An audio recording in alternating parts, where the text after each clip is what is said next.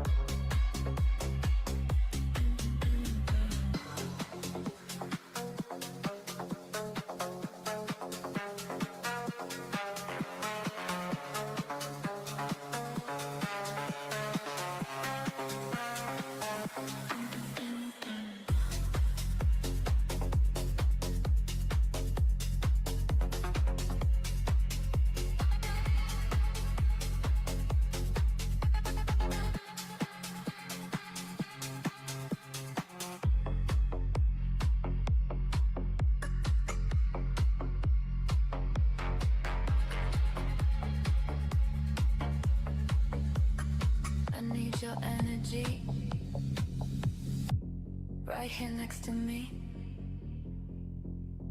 Feel it in the beat.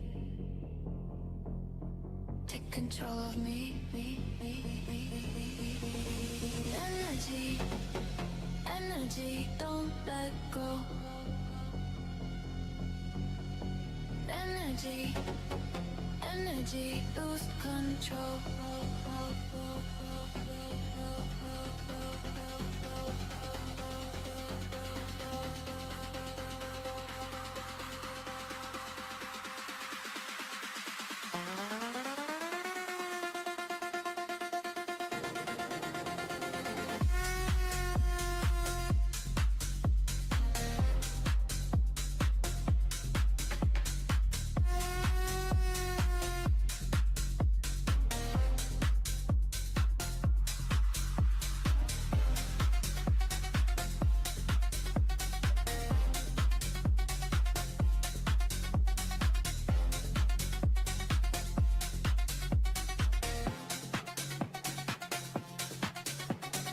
Move it closer, feel the sound.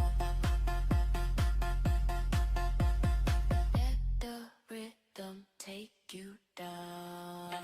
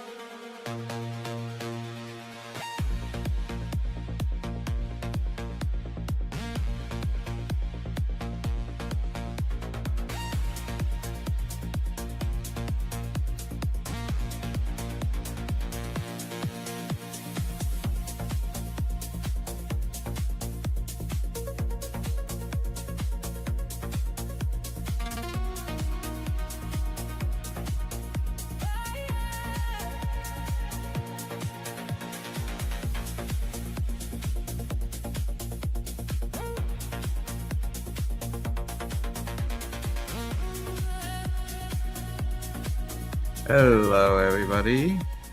Can you see me? Can you hear me? Awesome. Last session for EditJam 2026. We're finishing it with a big tradition. Josh Beal is going to give notes on some of the people that submitted their Thumb War scene. He's been doing that for 4 years, and we're going to do it again in November, Edit Rave. Josh, I assume you're gonna be there too. Misha, hopefully you'll be there too. A little bit of housekeeping before I can hand it over to Misha. So this is what's happening today. It's the last session. At the end, I'm going to talk a little bit more about the program that's coming up with Josh. It's a 3 months coaching program, Dramatic Editing 4.0. He's done it 3 times already with a small group of students where you get avid training and you get to cut professional dailies, cut a whole short, cut a scene from Queen's Gambit, maybe some other scenes. We'll figure it out. If you're interested, get on the wait list. That's the link. I'll share it again at the end, thisguyedits.com/dramatic, and I'll send you more information. Alrighty, if you ever missed a session, consider becoming a studio member. They're all there, all the replays, and so much more. I'm going to follow up with all of our pros and invite them to become an honorary member in the studio. So you will be able to potentially reach out to them and ask them more questions, bug them more, all these kind of things. We'll see how that works out. The dailies will be available. There is a movie editing starter kit that gives you a scene you can put on your reel. We looked at it yesterday. So that scene that you saw yesterday, Roger Nygaard gave notes on, you can cut that scene and put it on your reel. Thanks to Mark Webber, the Sundance filmmaker, giving us permission to do that. And all other kind of good stuff that we're working on. And we're going to get started right after we're done with EditJam with a new series called Legends by PBS director Greg Swartz. It's the second time that he's introducing a documentary miniseries, and you can cut one scene, put it on your reel, every studio member, and then he's going to invite people to potentially join him in the production program. That's invite only premium tier. By becoming a premium tier member, that does not guarantee that you're part of this program. There's a separate interview process. But that first stage will be available to everyone. They get a cool scene from his new series that's premiering in March, and they can put it on their reel. Okay, here we are. I'm going to introduce Misha. Do you want me to introduce the two of you, or do you want to introduce Josh? I'll start off with you, Misha. I'll introduce you. You do the introductions. Okay, I'll do the intros. Misha Tenenbaum is, let me do stop share so we can see him. Misha Tenenbaum is an editor, educator, and the founder of EditStock, which gives editors access to professional film footage they can use to practice their craft and build their reels. Before launching EditStock, Misha worked as an editor and assistant editor on TV series including American Horror Story, Teen Wolf, and Looking. He's also the creator of Edit Mentor and has helped thousands of editors develop their storytelling skills using real production footage. Welcome, Misha. How are you? Very good, Sven. I did not work on Teen Wolf, but I did work on some werewolf movies. Oh, damn it. We had a joke. We had a joke that every movie I worked on, the name of it got shorter and shorter, and the last one was just called Where, W-E-R. Oh, that's cool. Well, welcome. You're gonna run the session in just a minute. Josh Beal is also with us, ACE. He's an accomplished TV editor whose credits include, and I've confirmed this, House of Cards, Fleischman is in Trouble, Bloodline, and NCIS, Tony and Ziva. Josh has been part of EditRave since its very first year, generously opening his process and giving editors the kind of honest professional feedback normally reserved for the cutting room. Today, he continues that tradition by reviewing the finalist cuts from our Thumb War Big Editing Challenge. Welcome, Josh. We're not hearing you. You are not on mute, but we're not hearing you. I'm gonna pin you for a second. You know what I'm gonna do? I'm just gonna show the group. Let's see, how many people do we have in the room today? We have 42 members. Welcome. How are you? And then we're also on YouTube, and we have a bunch of people over there. Welcome on YouTube land. How's it going? If you ever have questions, Matt is in the room with us, and he's going to take down those questions. We're putting them in a Google Doc, and we keep track of them, and we're going to answer them throughout the session or at the end. Misha, do you want to set us up a little bit? Yeah, I'll set us up while Josh is fixing his mic. So we've done this a lot of times now, and we're getting better at it. I'm going to give you some stats. We had several hundred people download the footage, but not only, but a very impressive 38 submissions for the first half of the film and 26 submissions for the second half of the film. So a little more than 60 submissions. Of that, I picked 6 from the first half and 6 from the second half. As a reminder, they were not picked by which one is best, but rather I wanted to show a variety of approaches to the scenes. I think a good way, Josh and I have alternated between who drives. I think that it's better if Josh drives, although if he wants me to, obviously I will. And what I also think is a good idea is we'll do 3 from the first half, followed by 3 from the second half. And then if there's more time, we'll continue on. Josh, you there? Yep. Awesome. You can hear me now, I assume? Yeah, we hear you great. Misha, keep going. Okay, so just 2 more things. As a thank you to everyone who submitted their cut, you're going to receive an additional free project from, everyone who was selected. Even if your cut does not play today, you will receive a free project from EditStock. And everyone who submitted a cut, you're going to receive a 50% off discount for your next EditStock project.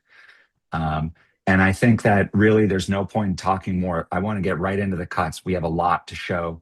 Josh, do you want to drive or do you want me to drive? Why don't you drive Okay. since you know them? Make sure you have the optimize for streaming and share sound setting turned on. That worked really well yesterday. Okay, very cool.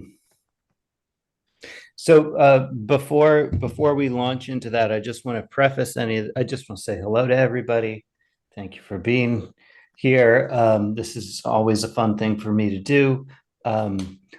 And I just want to preface this by saying anything that I say regarding your cuts, the way I approach this, the way I'll do this today is I've seen the final version of Thumb War, so I'm familiar with what the movie is. But I'm just going to react to these sort of in real time and think about them sort of the way that I might be thinking about them if I were looking at a cut of mine and I were looking to revise it, looking at my own work critically and the way I would think about it, what I would consider trying to do or leave alone. Anyway, but it's just going to be my opinion, and there's no so some of that is just going to be my own personal taste. It doesn't mean that you did something right or wrong, but I have been doing this for a while, so I do know a thing or two about it, and I wouldn't dismiss me entirely. Anyway, but that's it. I'm excited to see what you guys have done with the film. All right, cool. And our first editor is Dustin McIrshin. I hope I said that right. McIrshin. I see you there in the chat. Yeah. At the end, I'll give you a, go ahead. I say it's a Mickey churn, but Mickey Churn. Okay. yeah. Great to meet you. Congratulations. At the end, Thank I'm you. going to give you an opportunity to say your piece, talk with Josh, and just really quickly, I'll summarize your artist statement. You liked the back and forth dialogue scene, which felt more interesting than the second half of the movie. And there were opportunities to play with the tone of the romance and borderline uncomfortable feeling, which led to the comedic goofiness and how seriously we should all be taking Jake. That's the male character. Let's play your cut and see what Josh thinks.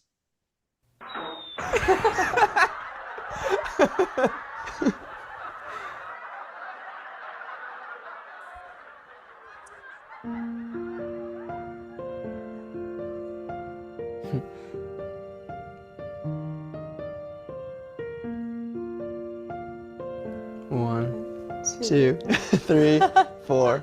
I declare a thumb war. 1, 2, 3. Yes. Nice.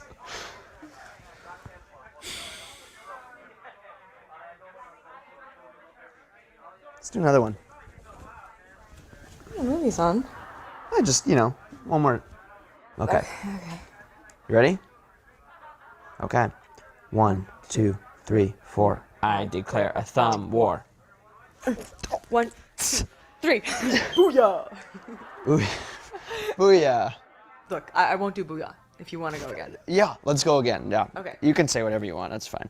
Oh no, No, she no, no, did! no, no, no. Oh. So close. God. Fall. Not falling for that. Booyah! How'd you do? Wait, I said I wouldn't say No, no, no, it's okay. Your thumb is sweaty. Lost to me again, you have. Yoda? Boom shakalaka. Boom shakalaka. Let's do one more. Okay. 1, 2, 3, 4. 9. Okay. That's like iron. Hey, how about best out of 31? I can't. I have work in the morning.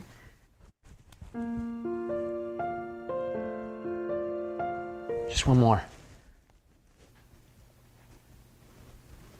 I think I won. Yeah. You totally did. You're a goof, Jake. But I like that about you. Let's do this again soon. Yeah. Totally. All right. I'll see ya.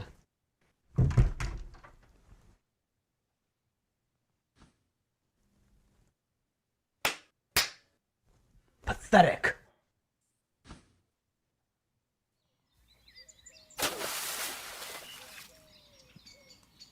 Let's get to work. Come on! Come on! Keep up! Keep up! Crack it! Crack it! Go! There you go. There you go. Push it. Push it. Push it.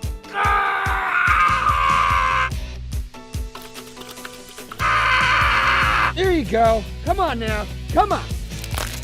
Yeah! Yeah! Yeah! Woo! All right. Yeah. You like that? Nice. All right, Josh, tell me where to go. I just want to mention one thing, which is that the montage is in everybody's cut that you're going to watch. So bear that in mind. I want to give a special prize to anyone who had the courage to put the South Park Team America montage track over their montage. If anyone did that, they win. That's my favorite montage song ever. Great job, Dustin. I think there are a lot of things in this cut that are working. The things that I especially like are that not every time, but more often than not, it seemed like you got the turns. Those turns existed, meaning, so a turn would be his decision to go again. I think, that first time when it's sort of eating at him, and you found a way to play that. I don't know whether it's the best way to play that. For example, you're in a shot here where he's soft and we're focused on her. I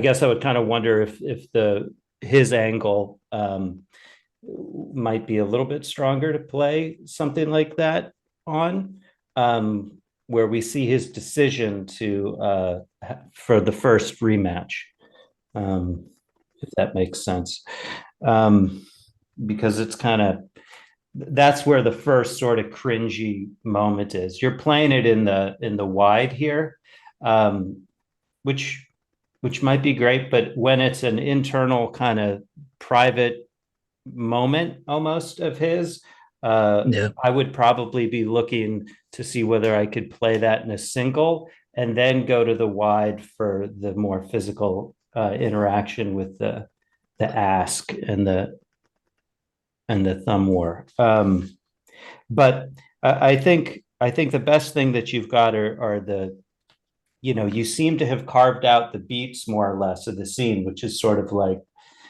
the first battle. And if I were to go back through this, I'd look at trying to define those a little more sharply. And so an example of that being where you use a close when Jake is soft versus sharp, and really using your angles to their maximum effect. And then one thing that I think might be you might be struggling with is tone. This is a very difficult piece to find like an appropriate tone for, because it's so comedic on one hand. The music, you start like this nice kind of romantic music, and then it takes a turn, and the way the music goes out just kind of feels like it peters out. It's not really like that out point of the music isn't really being utilized. So finding a way to make these tonal shifts and come into music, come out of music, would be something that I think you could improve in this cut. Your end point here of the kind of romantic moment works, and then it just kind of dies randomly, it felt like to me. Yes. Nice. And I just saw something in the comment, sorry, in the chat. Someone was asking what's sharp. What do I mean by sharp? And what I mean by that is like a moment that's clearly delineated and played in in the strongest possible shot with the strongest possible performance. But we'll see we'll bump into other things, I'm sure, where if I remember, I'll try to call it out where I see it being otherwise. Does that make sense? Yeah. So some of your music ins and outs I found just sort of abrupt, like you have these like big tonal shifts in the middle. Shakalaka, boom shakalaka. There's some music here.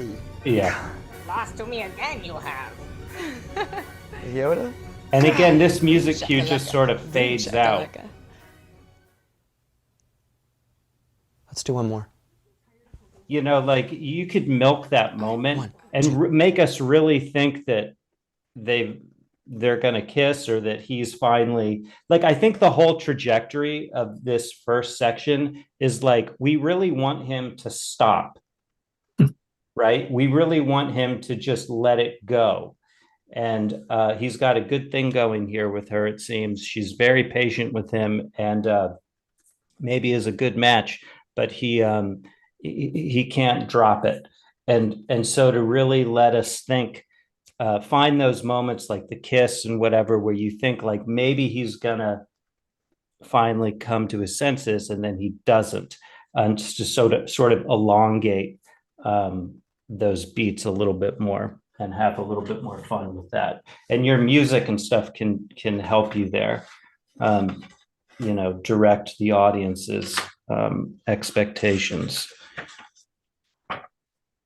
Anyway, I know we have a lot to look at, so those are my initial thoughts on that cut. Questions or comments, Dusty? Then you can join. No, I think I'm good. Just sometimes it's almost like I was purposely almost like making the music kind of like cut off on purpose, like for the almost like as a gag. Like, yeah, music cutting off on purpose as a gag is great. It's just I wasn't getting that really. It just sort of felt like the music was sort of limply dying. So it wasn't. I think that's a great instinct, but that's an example of what I would mean by making things sharply delineated. Like, it shouldn't feel like, did the music just sort of peter out and die, or is it really being used to maximum effect for a comedic beat? And I think you could look at trying to strengthen that. All right, great. As I go on to the next cut here, I just want to point out that I actually picked that cut because he did a good job finding the beats, like making a romantic moment in the beginning. Yeah. And I really like Josh's comment that he could extend those moments even more. Out of curiosity, as I bring up this next cut, how many of you guys did the fake kiss twice, once at the door and once on the couch? Okay, this next cut comes from Fotis. Fotis says he loved the idea of editing a montage, and he liked the energy of the first part of the film for its romance and silly humor. And let's see how he did. Fotis, if you're here. Tuesday night's their bridge game. Wednesday night, the poker game. Only 3 nights a week. Because I don't. And may I say, my dear, you've never looked more enchanting and ravishing. Ah, my darling, would you 1, 2, 3, 4. I declare a thumb war. Oh. 1, 2, 3. Yes. Nice. Let's do another one. Movie's on. Well, just like one more. To your funeral. 1, 2, 3, 4. I declare a thumb war. 5, 6, 7, 8. 2. Try to keep your thumb straight. Almost. 1, 2, 3. What's up? Okay. Fair warning. This time, I'm not gonna let you beat me. 7, 8. Dude, okay. Okay. Okay, tired. Hey, how about best out of 31? I can't, Jake. I have to work in the morning. Right. Okay. Yeah.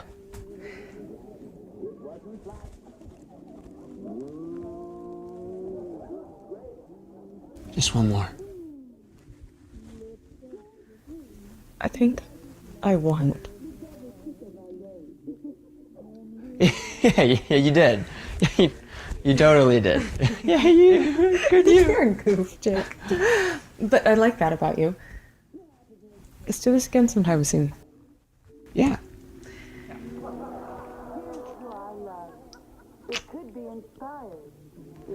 Call me? Yeah, definitely.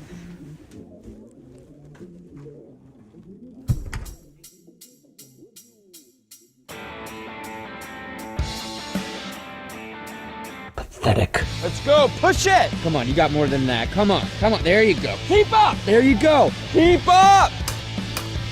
Woo!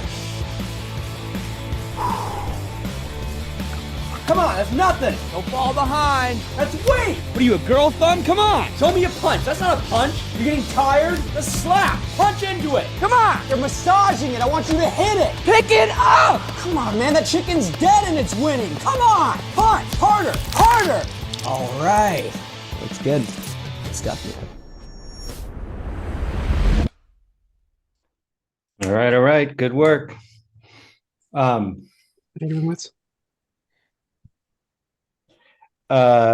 Okay, so you were using I felt like you also did quite a good job delineating the moments and the little turns and changes, especially in the first part of the scene. There are a couple of things that I might look to pull forward a little bit more. Like here are things that I would be thinking about. Is this the first time that he has gone to put his arm around this girl? Is that, like, where are they at in the relationship? And that I'm asking like that because, like, is there a decision to be made for him to make that first move? Is that sort of like the first move? So do we want to kind of feel him make that decision just a little bit more? So just add a little bit more head maybe to that moment. I don't know what there is there, but it felt like maybe that was breezed over just a little bit quick. Like, because this whole first moment that is that progression and the lead up to to them kind of coming closer. And you've done that really well for the most part. So what I'm talking about is just like now just fine tuning things. I thought like the whole buildup of the thumb routine was done very nicely. I don't really have much to say about that, other than maybe there's something of their faces to be seen as they're initially touching each other's hands. Again, it's like maybe they're going to kiss, or they're touching hands. We don't know yet that it's a thumb war, and so they're just sort of caressing each other's fingers, and then maybe they look into each other's eyes, and you get a moment of them look into each other's eyes, and then you see that it's actually they're getting into the thumb war thing.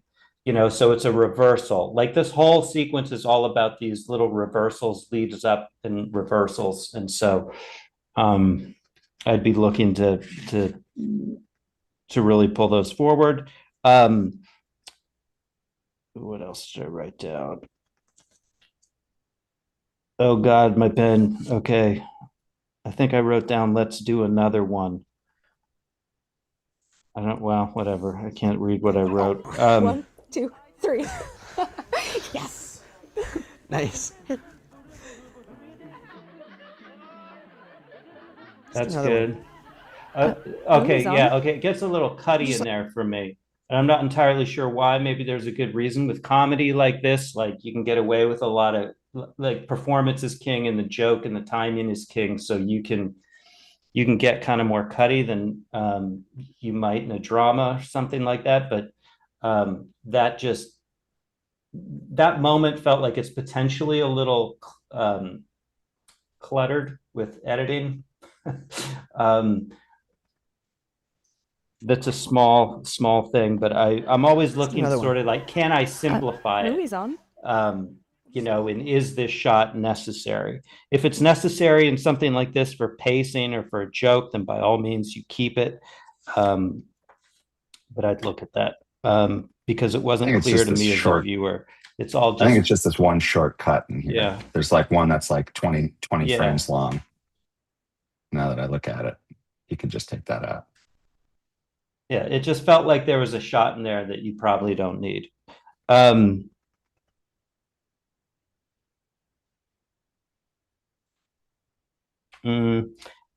I think that there's something to be looked at for the pace at the end when they're at the door.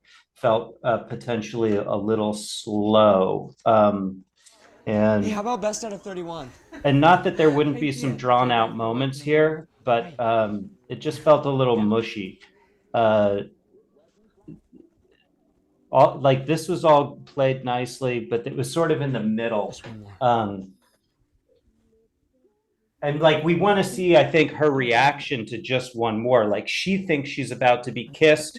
We probably want to see her go to her for her response to that. All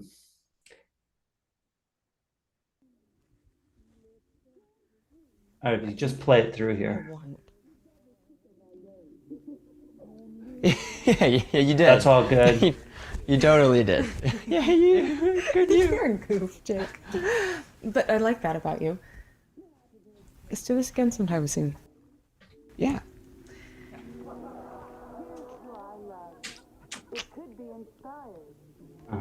Call me? Yeah, definitely.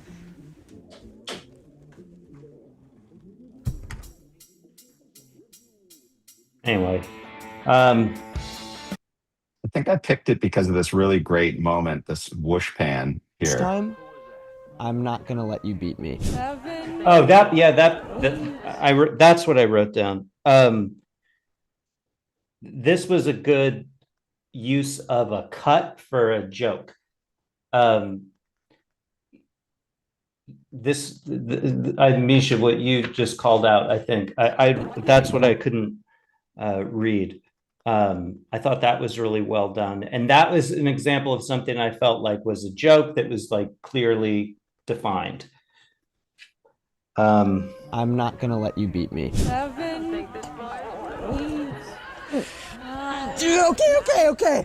Okay. And then just lastly, I'd say with the montage, I don't know whether anything's gained by showing him crack the eggs. It's not a very good shot. We don't really see the eggs. It's mostly just sort of low production value counter. That's not something I'd necessarily be emphasizing. It's not needed to understand what's going on. I might lose that. And then a little detail that it might be my own hang up with this movie, but I would not include "What Are You, a Girl" thumb, because it's sexist, right? Like, and who's the audience for this movie? And this is a movie about a guy who's trying to dominate and beat his girlfriend in a physical altercation, however silly, and it ends with him like hurting her. The movie ultimately does. So I would just not include "What Are You, a Girl" thumb. I just think it's potentially a little off-putting, and it puts a thought in the viewer's head, maybe. That push it! Helpful. You got more than that. Come on. There you go. Keep up. There you go. Keep up. Because I think we're supposed to kind of be, we're not supposed to dislike him. What are you, a girl thumb? Come on, show me Yeah. a punch. That's not a punch. Anyway, You're getting tired. I wouldn't include that. It's not, you don't have to use it. Cool. So anyway, that's what I got for that. That's fair. Nice work, Fotis. You have a moment while I bring up the next cut to say anything you'd like. Thank you very much for the critique. There are very valid points, a lot of valid points in your talk. Yeah. You're welcome. I think you did a really good job. Yeah, you made me Thank you laugh very out much. loud twice. Yeah. So that's Yeah, that's your something. cut was That was the definitely point. entertaining, which Thank you very much. is the first thing to be. The next cut is from Candace Duffy. Candace picked the first scene because she thought it was amusing and she wanted to see, and she could see the edit in her head before she got started. That's always a good sign. And a lot of editors say that, actually. Let's watch Candace's cut.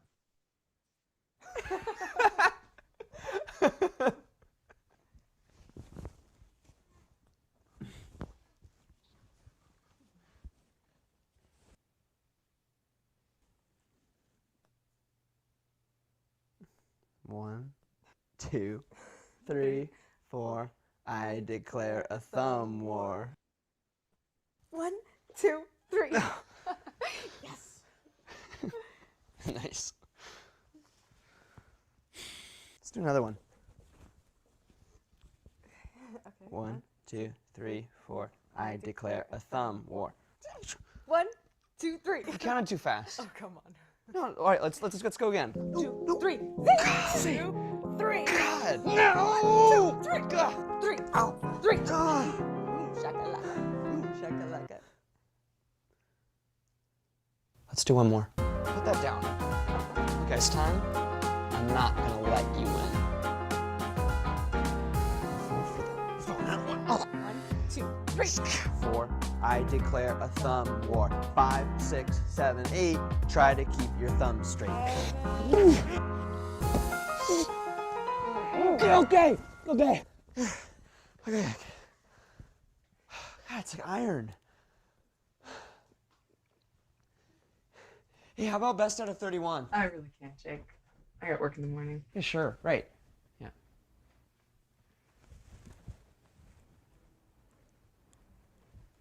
Just one more. I think I won. Yeah. You totally did. Yeah. You're a goof, Jake. But I like that about you. Let's do this again. Yeah.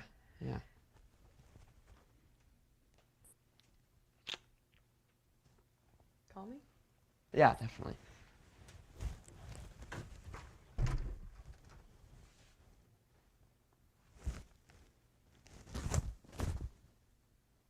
Pathetic. Let's get to work.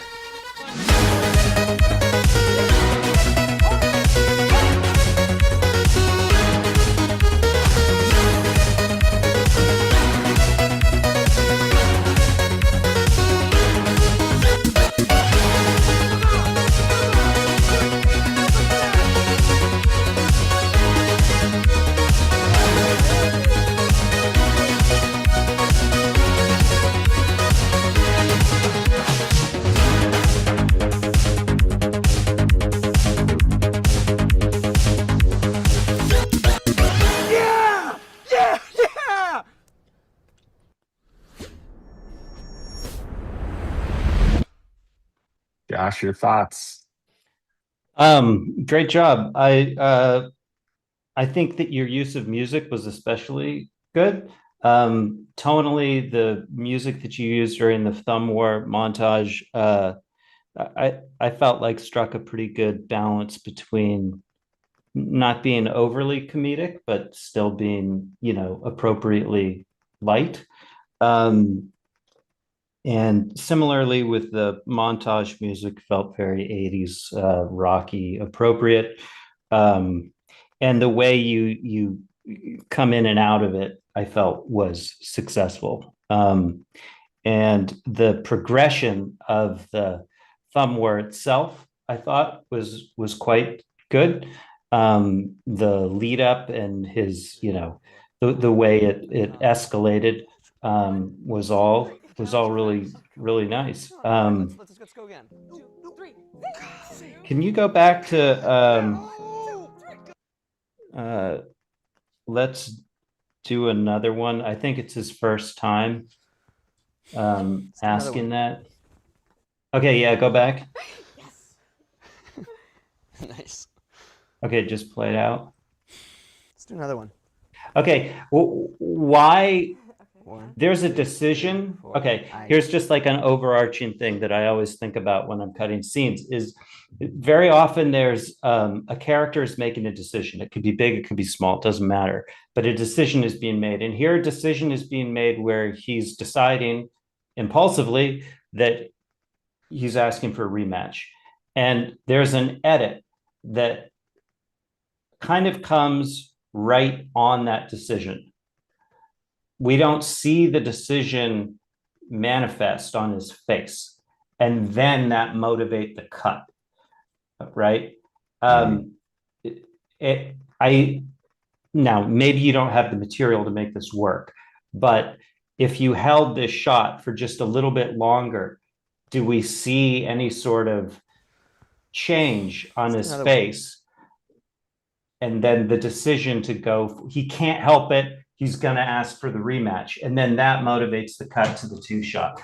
I would just, as a general rule, I'm usually very careful about muddling a character's decision or a turning point with an edit being like right on top of it. I want the edit to be motivated by the decision, where then it feels like the cut is sort of inevitable. Anyway. It's a great thought, because you hear cuts being motivated by actions and sounds and all that, but to be motivated by a decision, it's like when you find out a noun is also like an idea. It's surprising. I feel like the characters and their own internal thought process is frequently, it's sort of like motivating cuts with eye lines. When a character throws to another place in the scene, and then that motivates the cut. I feel like decision making functions similarly. Josh, before I move to the next cut, which will be actually part 2 of the movie, I wanted to, when comparing the 3 cuts, this one had the most amount of time for the thumb war montage itself, and like the most sort of ad lib in there. And I'm wondering, like, to you, how do you decide how much improv to put in there? It's just a feel when I'm watching it back, like whether things just like from a standing back from it, like it's just a pacing feel. Does it get boring? Does it feel like they get someplace emotionally too quickly or not soon enough, that kind of thing. Like this could probably be pared down a little bit, but it felt like it was in the zone to me. It felt like I wasn't bored, but it did start to feel a little improv-y. I could sort of feel the the behind the scenes of it, which is what I'd be looking to avoid on further passes. It just felt a little indulgent potentially, but it felt, to me, it felt quite close. Like it would be sort of surgically going in there and pulling a couple things out. Okay, very cool. That cut was selected for the biggest, for having the biggest sort of middle section there. Yeah. This is the second half of the film, edited by Anthony Steinhardt, if he's here. And Anthony, I'm going to play your cut. I couldn't find your artist statement, by the way, in the spreadsheet. Maybe you didn't submit one. Here we go. Pathetic. Let's get to work.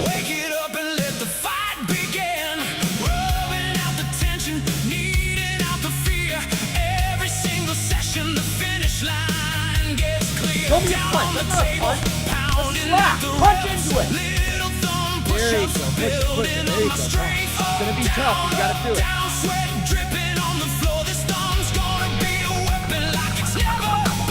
Come on. Come on, let's go. Pick it up. Pick it up. Come on. Don't fall behind. Don't fall behind. Keep it up. Yes, get to the thing. There it is. All right, all right. Woo!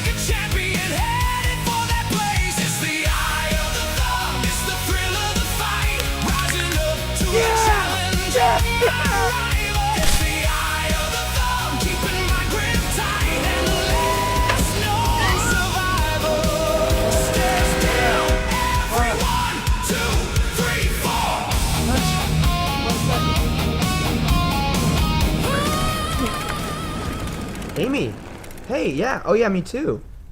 Yeah, if you're free Thursday, I'd love to make you dinner. Great. Okay, no, don't worry about it. I got everything I need. Yeah. Okay. I'll see you then. Looking forward to it. Hey, you. Come on in. Everything's ready. What are we having? I don't smell anything. Ta-da! What the hell? Well, I just figured, you like thumb wrestling, I like thumb wrestling. I thought we were having dinner.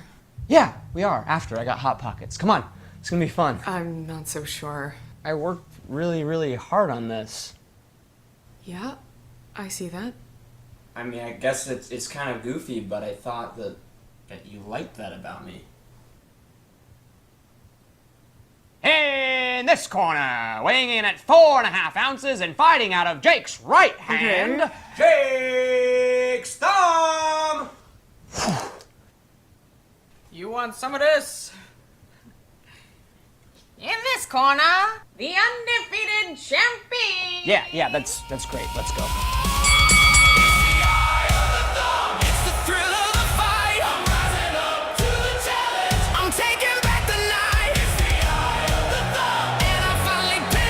One, two, three, four. I declare thumb war. Oh yeah! Shit, my thumb!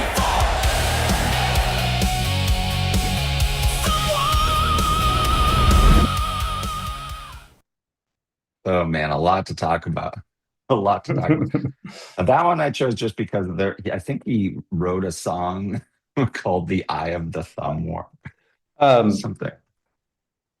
I'm guessing wrote might be a little bit of a stretch, but our digital friends wrote it. Yeah.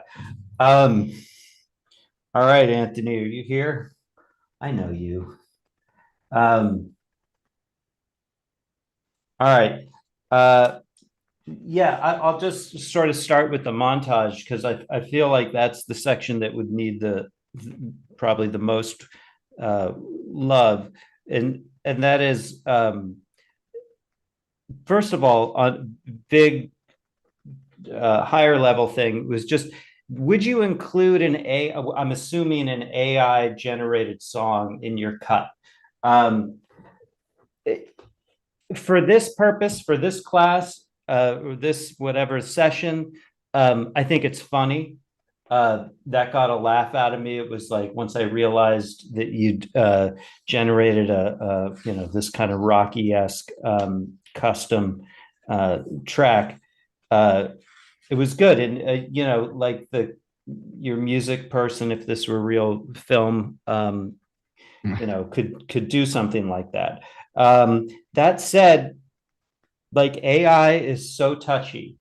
You have to really know who you're showing this to, and know that that's either a safe space or not. Or if you're unsure, assume it's not, and don't use a generative music tool in anything. And the reason I say that isn't from any sort of like moral position on my end on it one way or another. It's just, it's a sensitive topic, and unless you know your audience, I just wouldn't touch it. So that's just sort of a macro comment. And then for the montage itself, you're using a lot of dissolves. I don't know that they're helping you. There's a slowness inherent, in a dissolve. Like the music and everything else about the sequence wants it to be punchy and relatively quick and not paced, and the dissolves do the opposite.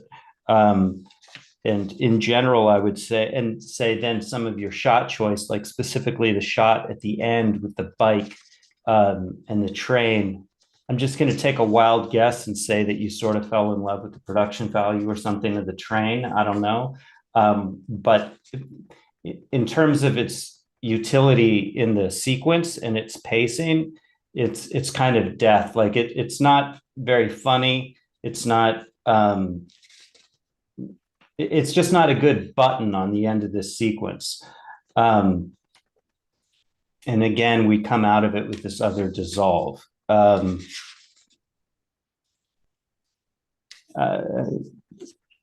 think that whole section would need to be, just paced up and sharper. I don't know whether the footage on the phone call after the montage, whether that's just the way the director covered the scene, with the thumb in the foreground and the ring that he made in the background. I kind of like that. I think that's cool. If that was a decision on your part, I think that's kind of a fun way to do the phone call.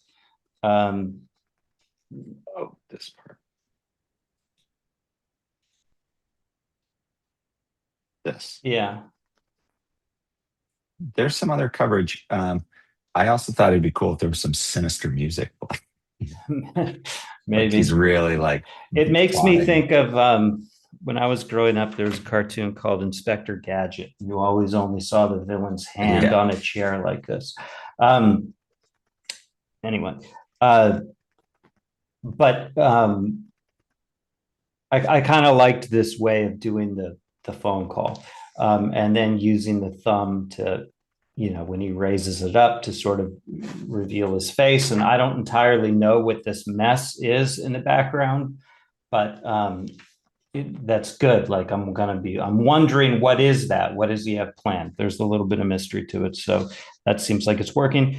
And I thought that the scene when she comes over was done quite well. Certain moments and beats, like her reaction to seeing what he's done, like she comes forward and stops here.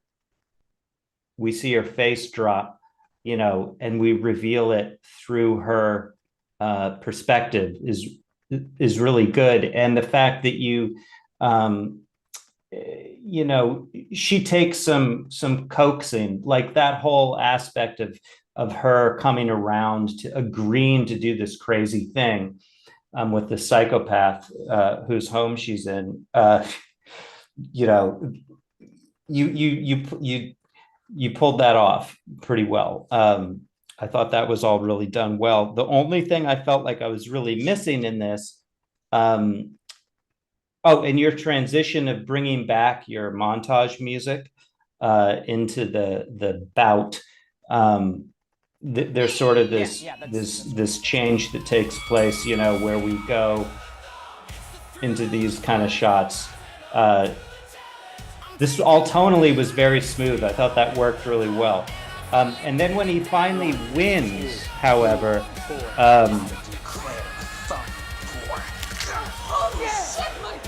I don't get that. I don't know whether it wasn't shot well, but I want to see that victory more clearly. And it's done mostly with just the sound. Like I don't even see her reaction. I want to see him put her thumb down, go to her, and then have him like come up in triumph. Like I feel like we're missing a pop to her.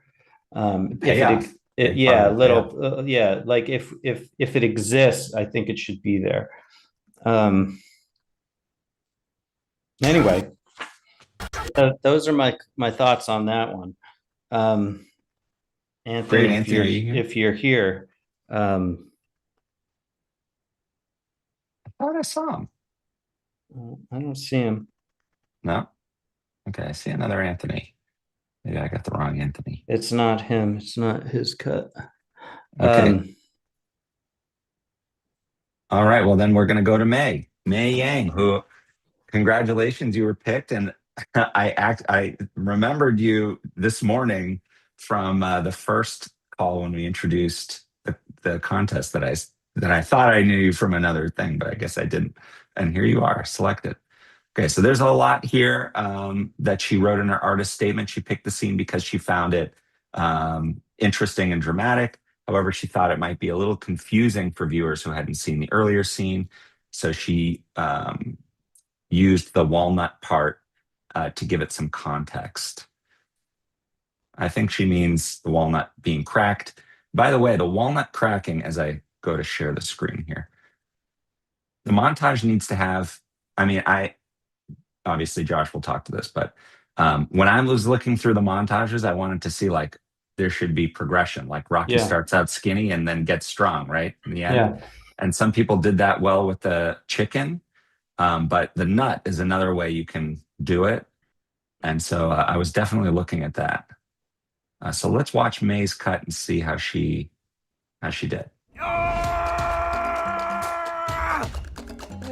Go, go!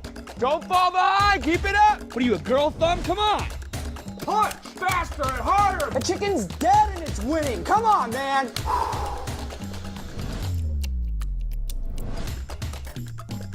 There you go. Let's go. Go. You got this. Go, go, go. Yeah! Yeah! Yeah! Amy, yeah, hey. Yeah, so I was thinking if you're free Thursday, I'd love to make you dinner. Oh, no, don't worry about that. I've got everything I need. Well, I'll see you then. All right, bye.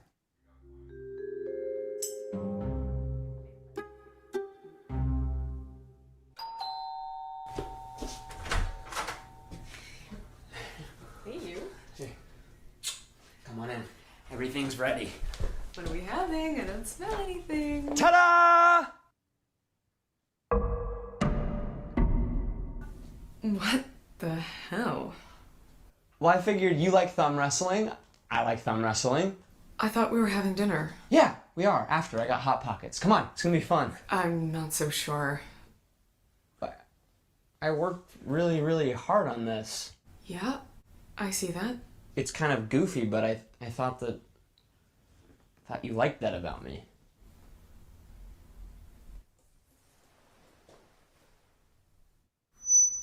In this corner, weighing in at 4.5 ounces and fighting out of Jake's right hand, Jake's thumb! Yeah! Oh, yeah! Yeah, Jake's thumb! Yeah!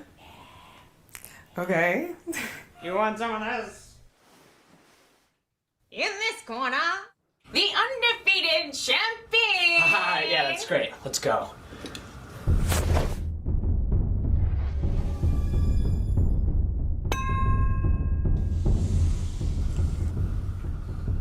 One, 2, 3, 4. I declare a thumb war. Ow! Holy shit, my thumb! Yeah!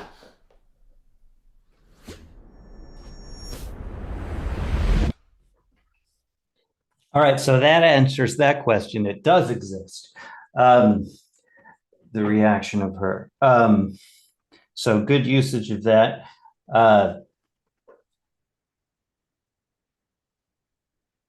I don't have much to say about this. I thought this was like really good. I think you need music at the end.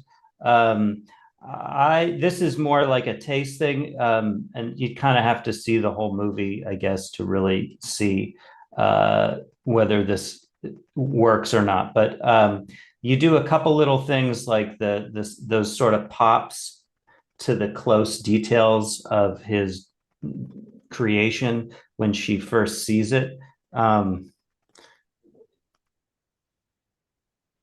They're kind of like these, and then she's out of focus. But anyway,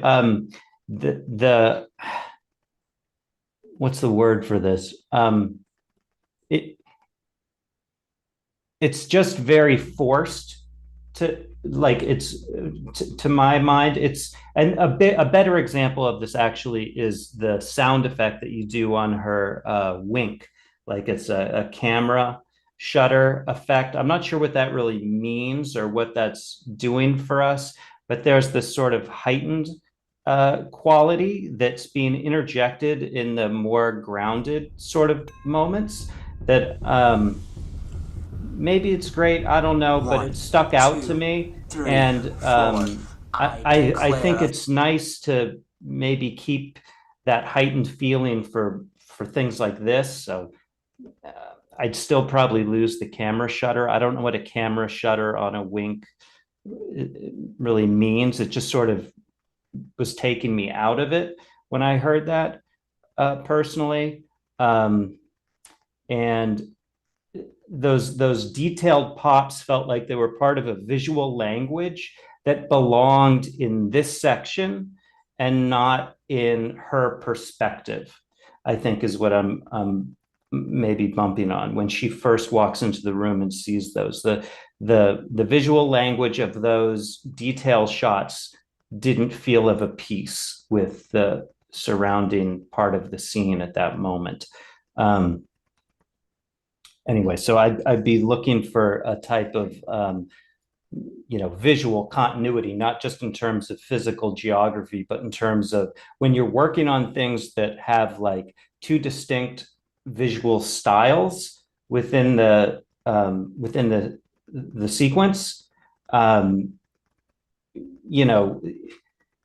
wouldn't intermix those necessarily. But I mean, I'm not super strong on that statement, because I mean the scene works. It's just that it did stick out to me as being a little incongruous visually. What did you think of this build-up to the fight, like the actual all this stuff here? This was more, I think. I thought that was cool. The Raging Bull slow-mo of the robe coming off, like I thought all of this was really good. Like we had a lot more back and forth here between the two. I like the build-up and the tension to the to then his sudden victory. I thought that was really one of the stronger moments or aspects of the cut. I don't know. Do you, and do you have any questions for me, or go ahead, Misha? Sorry. May, are you here? Yes. Hello. It's your opportunity to talk to Josh. Yes, thanks for your feedback. And this is actually my first time to cut comedy, and I just want to know your feeling about my montage. I fix a lot in this montage part. I try to keep it engaging, and I just try to cut out of the repeat scenes and to make it clear and strong. And I just want to know your feeling about this part. The montage felt fine to me. Like I don't have much to say about that I haven't already said. I thought that I think you start with the walnut and end with the successful walnut. So the progression that Misha's talking about, which is important in a montage, it worked, right? Because the whole thing with the montage is it can't just spin its wheels for the sake of being like, cutting a bunch of shots kind of together with music that are interesting.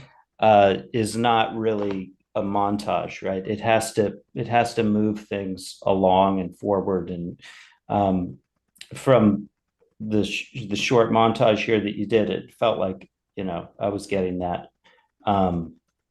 But to be honest, there's really only like, I guess, the two things that Misha pointed out that even suggest a progression. in this material, it's, you know, the nut crack and kind of the chicken. Although I feel like the chicken is that could happen, and I just wouldn't think anything of it. The nut, I understand. They tried to do it with the bike, but I don't think anyone understood that. It's supposed to be that the thumb can't keep up at first, but then the thumb is like ahead and he's tired. That's what the train thing is all. Yeah, but that doesn't make it any doesn't sense read to at me. all. It Oh, doesn't read at all. That's I what it thought was. her egg Then was he's really tired and the thumb can keep. I don't. Yes. I don't get that. That's the idea. I'm not saying it was successful. Right. Okay. Well, thank you for even explaining that to me, because you're right. I didn't get that. That's why I don't think like the massaging the thumb should be in here. It doesn't do anything. Yeah, it's slow true. and it is slow.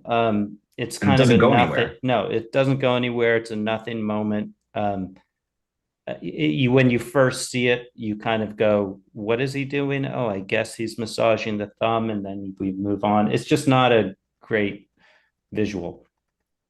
And then I just had one. Go ahead. Sorry. No, no. I wanted to add one more thing about May's cut that I thought was kind of interesting, and then move on. The build-up to the actual wrestle at the very end was fantastic. Like one of my favorites. Yeah. But then in the last shot, he jumps up and kind of lands, and it lands a little bit flat. Yes, and I kind of wish there was like a last moment that was like a punctuation. Well, I feel like that's partly. Maybe there's something more to be done visually there, but it definitely felt like it was lacking some sort of sound design, either sound design or music or something, to button that, because it just did feel kind of naked and alone. That moment. Naked and alone, the quote of the day. May, thank you for sharing your work. Yeah, thank you, man. Yeah, thanks for watching my work. You're very welcome. This next one is from Paul Gerhardt. Paul says that he edited version 2 of the montage. He edited 2 versions of the montage. So I hope I got your favorite one, Paul.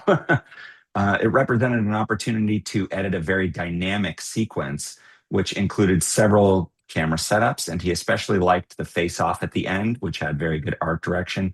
He said the montage was fun to edit, and he said he's something about he got the breaking the nut joke.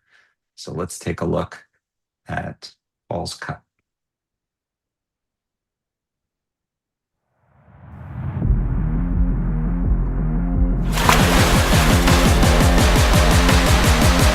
Let's get to work. See that? Crack that! Crack that! No more than that! Oh, come on! Woo! There you go! That's all you got? Are you serious? No, just give me 1 second. There you go. All right. Harder! Harder! Harder! Harder! Harder!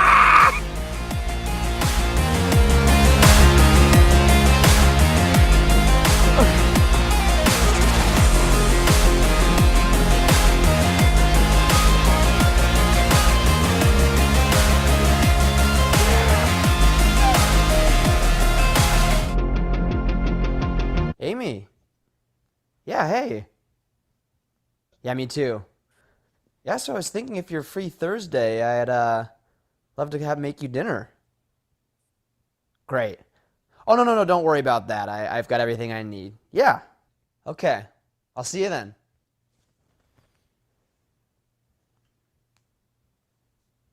Looking forward to it. Thank you. Come on in, everything's ready. What are we having? I don't smell anything. Ta-da! What the hell? Well, I just figured, you like thumb wrestling, I like thumb wrestling. I thought we were having dinner. Yeah, we are, after I got Hot Pockets. Come on. I'm not so sure.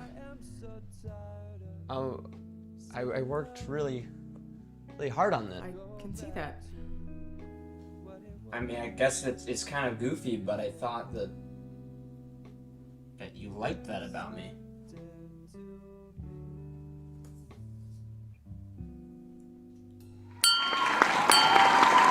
In this corner, weighing in at 4.5 ounces, fighting out of Jake's right hand, Jake's thumb!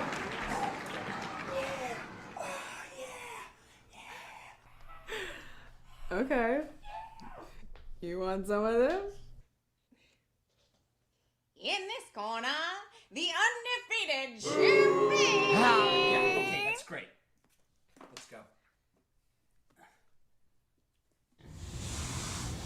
1, 2, 3, 4. I declare a thumb war. Our love if there was ever love at all. Bonded to sad separate souls. Okay, Paul. Thank you for sharing that. There's some good things in there and some things that I would suggest you work on. Just kind of working my way backwards because it's fresh. You bring in a new piece of music at the very end, right when things should be leading up to a what's going to happen kind of experience for the audience. The music sort of deflates any question or tension, and then it's over. So I would really look at completely reworking the tone and the pacing of this final moment. Stretch that out so that we don't know who's going to win or what's going to happen next. You've got some just on a smaller level. Just there's a shot that jumped out at me. This jump cut of her going from standing to seated. Okay. Is You want some of this? inelegant and doesn't work. So you need to get her down there some other way. And in general for this, from the time that she comes in until the time that she sits down, I feel like we're missing almost all of her turns, all of her decisions. Like from the time that she comes in, we don't see her face fall. She's already in a different state. I want to see things happen on the characters and turn within the course of their performance in an isolated, in a given shot. So just, we know already, because we've seen other iterations of this, that she can come in, her face can fall. What did she see? And then you answer the question of what she sees. So we're just too ahead of it, and we're missing elements of her performance and her story that are important. That kind of goes throughout this whole sequence. If you just there's a shot here of her too, her face like that, like she's in the middle of already doing something, as opposed to, I think even at the top of the shot, she's not looking at him, or that's wrong. She's not really looking at him. Her eye line isn't, she's in the middle of looking away from him. You need to just spend a little bit more time with her, adjusting and calibrating her responses a little bit.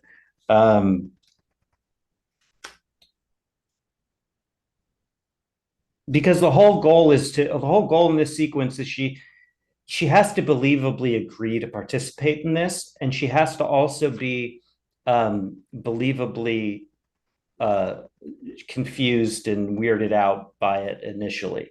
So she has a journey to go through to get her down and participating. You have to make that play, and we're just missing all of those little turns for the most part. And then there's a shot of her right before the microphone is lowered down, where she just sort of isn't doing anything. I don't know. It just, I would revise this, trying to really focus on carving out. Well, when I do a scene like this, I'll carve out every shot of her needs to tell us something a little bit different and needs to clearly be in response to something that's come immediately before.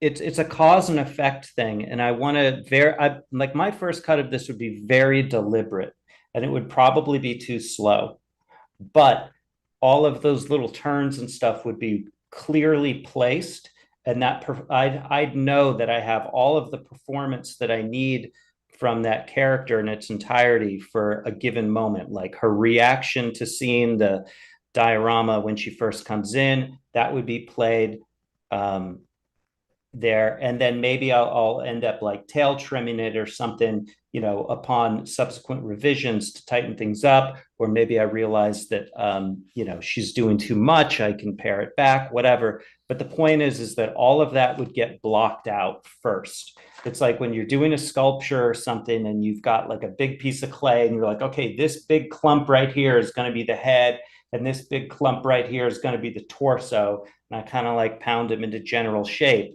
But I know like torso, head, you know, so all of those different components of her performance need to be blocked out, and then you can sort of refine them. And right now I feel like a lot of them are just missed. And I'd take out all the music. None of the music is really helping you, I don't feel like, just yet. It's just like either too goofy, or like we talked about at the very end, it's just sort of neutering what the scene is supposed to be doing. Like if you're supposed to have some tension and a question at the end of the sequence, and it's just getting in the way of all of that.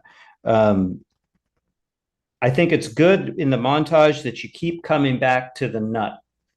Like we're talking about progression in a montage. I thought that was a good element in that, you know, several times throughout the montage, you have him starting the nut, setting it up like, okay, you're going to crack this nut. And then you come to him a couple times trying and not succeeding. And then, you know, of course you end with him successful. So great. Like that works. I think like the unhinged insanity of his performance, screaming at the nut is kind of fun.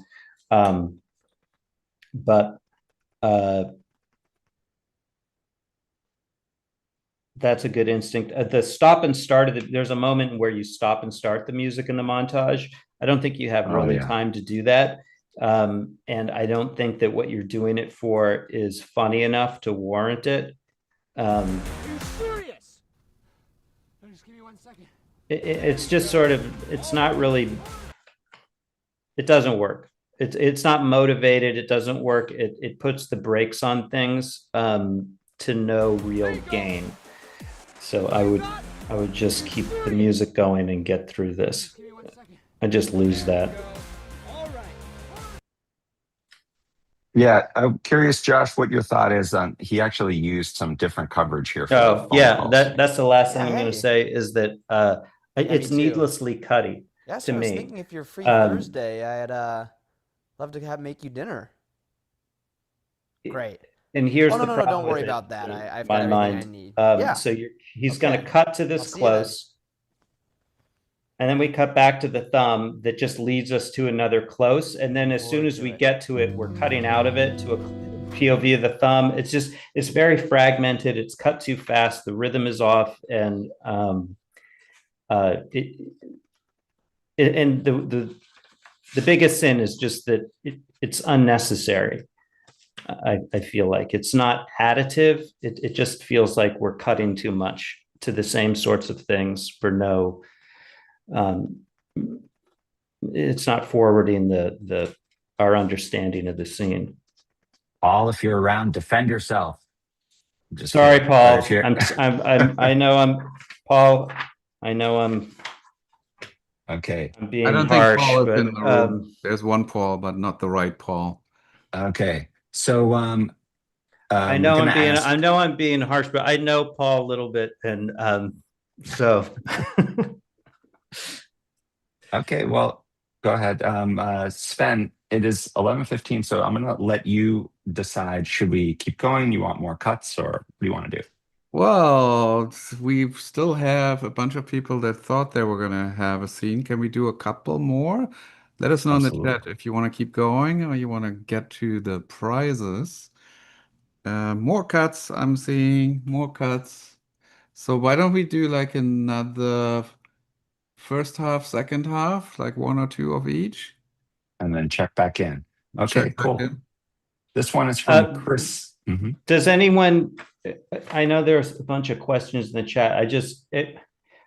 I feel like when I do this, I can get very fragmented and like my mouth doesn't keep up with my brain half the time. So if anyone needs any clarification on anything that I've said, I can try to iron that out, but before we jump forward. I have two general questions here that I Yeah. can throw in.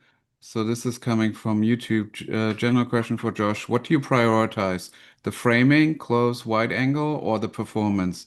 There were moments where I wanted to go close, but the wider shot had the stronger performance. In something like this, if you think a wide has a stronger performance, like a markedly, stronger performance, certainly, then you go with that. Like performance is king, certainly with something like this. I do think a lot about shot size. So, if you're fortunate enough to be working on something where you have, all the coverage and stuff that you need, and you have actors that deliver good performances, in most of the coverage, then shot size definitely becomes sort of a bigger player because you have the option, right? You can be like, I'm not taking a hit by going to the close. It's only better. But yeah, performance is king. So if that's the only criteria really you're using to make your decisions, there are a lot worse things you could do. You pointed out there was like a shot out of focus. Do you prioritize the technical or the performance if it's something like this obvious, like a technical issue? Well, the one I pointed out didn't feel like it was needed. Like if a shot buzzes, meaning it goes a little soft, but the performance is really good and it's an emotional moment, whatever, it's like a critical piece, then I'd argue to keep the focus buzz. And I'd go with the performance over something like that. But if you can get around the technical problem, if you can get around the focus buzz, does it have to be included in order for your cut to work? If the answer to that is no, then you do not include the focus buzz. Like, let's keep it as polished and, nice as possible because, do you want to be sitting next to the DP, when you're watching your cut and they'll be like, why'd you include, why not show my best work too? Let's put our best foot forward whenever we can and just don't be lazy about it. So know that you're putting in a technically flawed shot, but you have to have like a really good argument as to why you're doing it. And even then, you might be working with a director who really gets hung up on this stuff and just never want it in the movie, so fine. But you need to, you can't just say, oh yeah, you're right. I guess I could take, 10 frames off the head of the shot and we wouldn't have anything out of focus. Okay, great. So Misha, why don't we do a scene from the first half and the second half? Go from there. I've got one queued up for you, Sven. This is from Chris Casey. Chris says he picked the scene to challenge himself, and he says it's been a while since he cut a narrative short. And I guess that means you cut something else most days of the week. So let's see how you did. If I let you go and you explode or whatever, shit'll come back into my conscience. Affect my relationships with other people.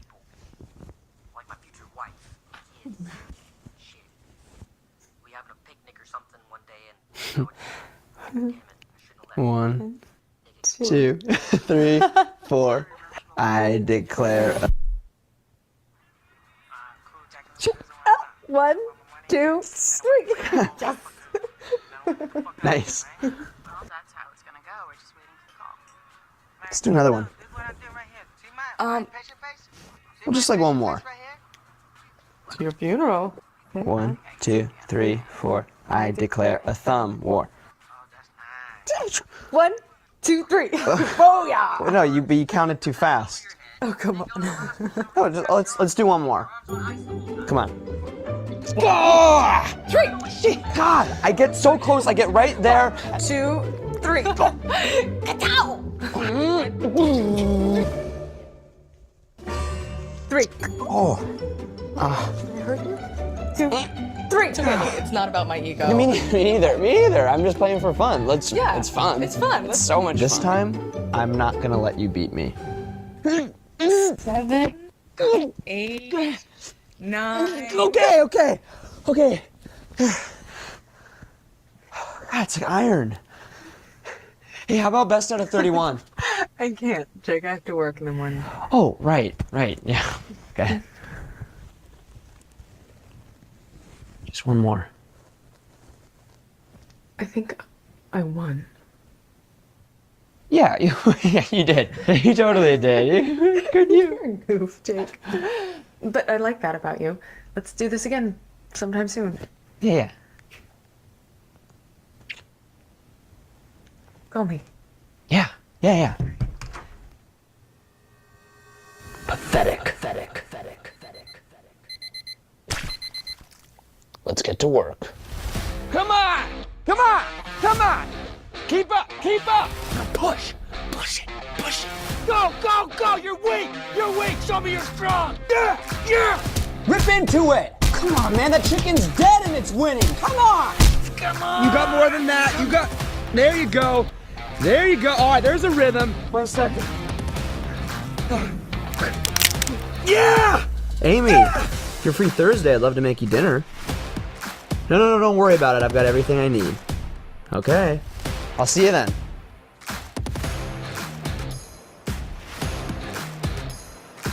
Looking forward to it.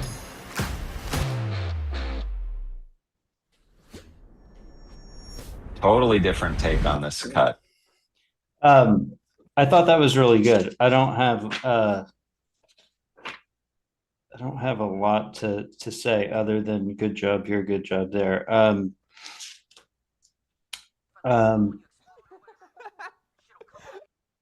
You want me to ask you questions about it?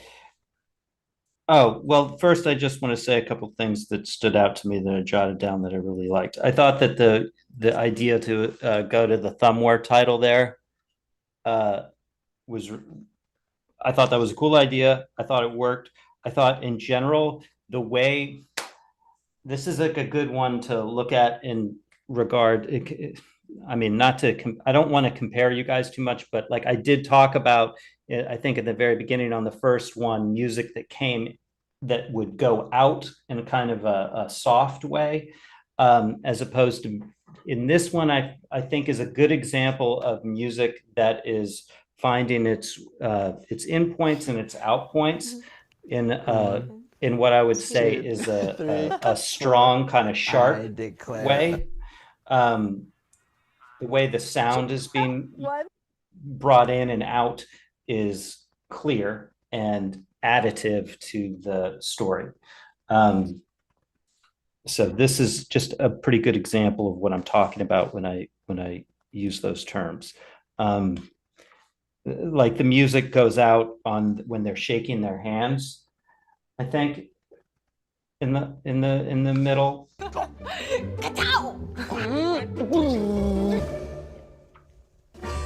It has like a good rhythm, like it's just done. It comes with the rest of the music. It's just like the whole thing is working together in a way that, is amusing and fun and rhythmically the right tempo. Right there. 2, 3. I thought that you also like small details of like him at the door. I think like right after she kisses him or right before she kisses him, I can't remember. You just held on him, and it's like a small detail, but I thought it was like good performance from him. I think it's after the kiss. That's one thing that I would call out, though. Like that's an example right there that we just passed over as an example of something where I felt like a decision should have been on the character's face. Like we should see him, we think he's going to kiss, and then like we need to see him bring the thumb up or something to initiate another contest. That felt like it was skipped over a little bit. But I think right after this, when he's like, Oh, right, yeah. Okay. Just let it play out. I'll point it out, but just one more. I think I won. Yeah, you did. You totally did. Good you. You're a goof, Jake. But I like that about you. Let's do this again. Like that. Like it's just like an example. It's a small detail, but I thought it was good. You have a character talking. She starts talking, and then you throw to him. And most of the time, people would probably just stay on her for the duration of her line. But I thought there was something nice about going to him. He had some like kind of a good reaction to what she was saying there, and it was a good decision. But I like that about it's a small detail, but like that attention to performance and what might be good about what he's doing is great. Also, the way you get out of this sequence and go to the montage, I think, was another example of sound and music. Like, that reverb effect. It's like a good transition. It's a sharp, good transition that sets us up for the montage. Keep up. You can ask me questions, Misha, if you have anything else that you noticed and wanted.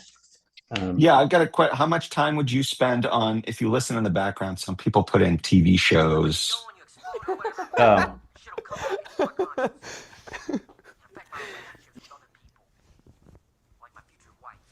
I mean, I think it's good to have something on. I didn't mention it, but I know that we've seen a couple where we didn't really hear anything, or if we did hear something, it might have been sort of distracting, like overly loud.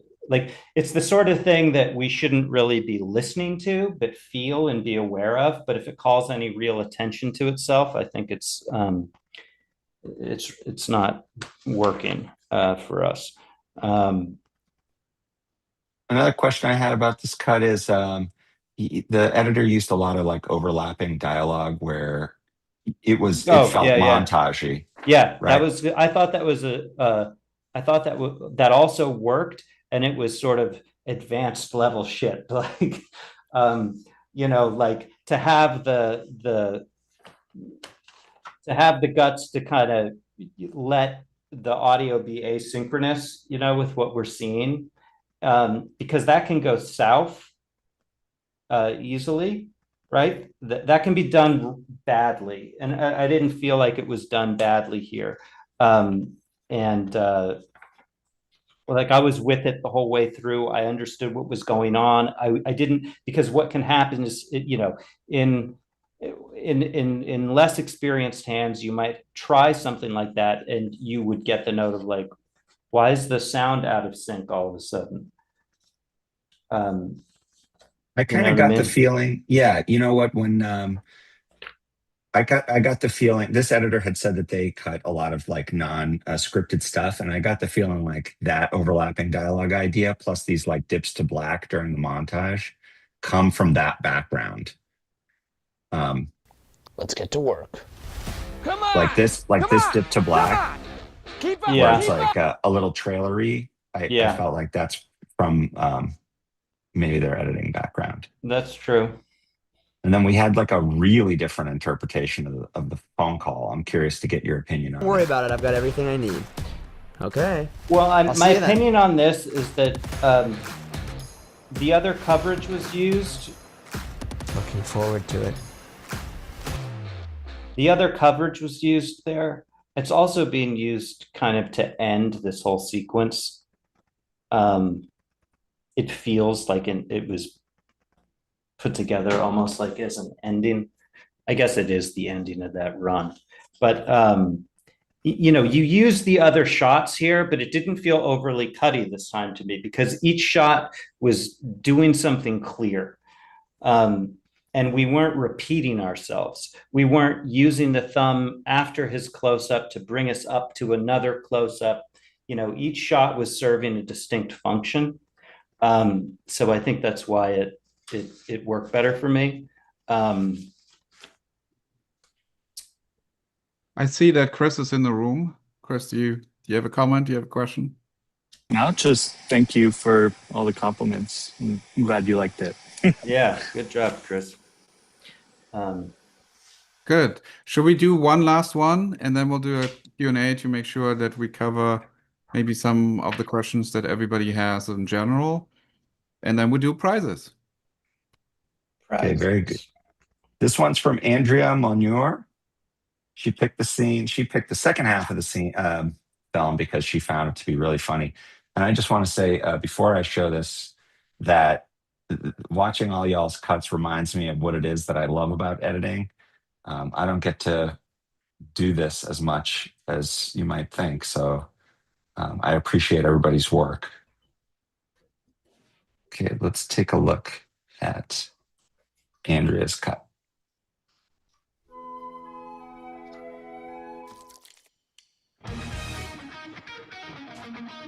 Let's get to work. Come on. You got more than that. Come on. There you go. Go. Come on. You got more than that. Keep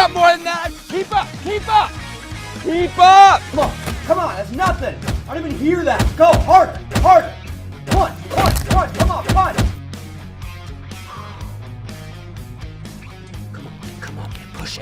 Push it. Crack that. Come on.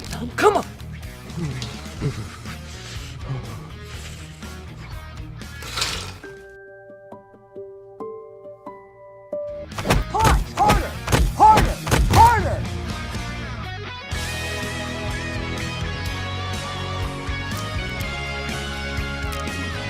Yeah! All right. Amy, hey, yeah. Oh, yeah, me too. You have your free Thursday. I'd love to make you dinner. Great. Okay. No, don't worry about it. I got everything I need. Yeah. Okay. All right, I'll see you then. Looking forward to it.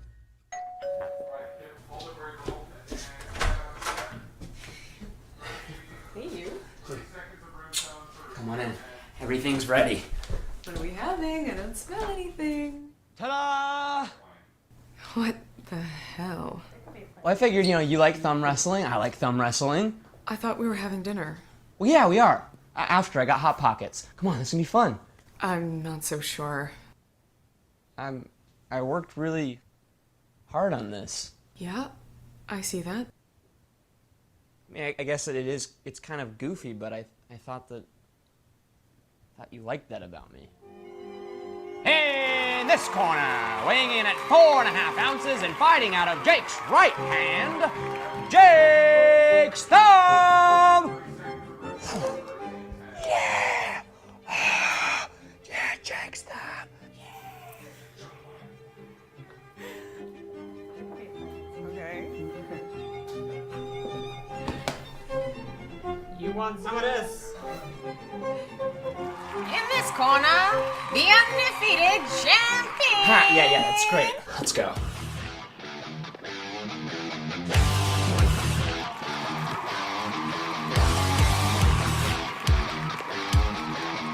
One, two, three, four. I declare a thumb war. Holy shit, my thumb!